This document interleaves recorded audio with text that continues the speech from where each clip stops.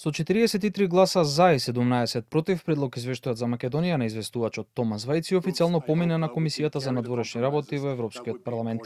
Иако имаше над 400 поднесени амандмани во кусата процедура и без никаква расправа од присутните, беа усвоени само 11 компромисни чија содржина се уште не е јавно објавена и 2 амандмани поднесени од бугарските европратеници. Се уште не е познато ниту дали амандманот на известувачот Вајц, кој побара да се расчистат нејаснотиите за вториот билатерален протокол, е дел од компромисните амандмани или не. Во прифатените амандмани на бугарските европратеници пак се повикува земјава да ја одржи следната седница меѓу македонската и бугарската влада за спроведување на договорот за добрососедство, додека вториот се однесува на историската комисија која се повикува да постигне јасни и опипливи резултати во својата работа.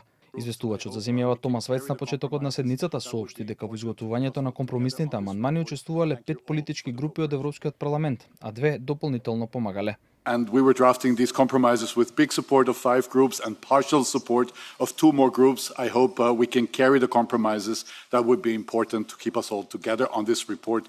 Веднаш по објавата од Европскиот парламент преку соопштение, посочија дека европратениците ја реафирмираат нивната поддршка за македонските евроинтеграции, но дека напредокот во преговорите зависи од трајни и длабоки реформи. Тие жалат за недостатокот на напредок од последниот извештај и нагласуваат дека итно се потребни обновена политичка посветеност и меѓупартиска соработка, не само за усвојување на потребните уставни амандмани што би возможиле отворање на првиот преговарачки кластер. Стои меѓу другото во соопштението.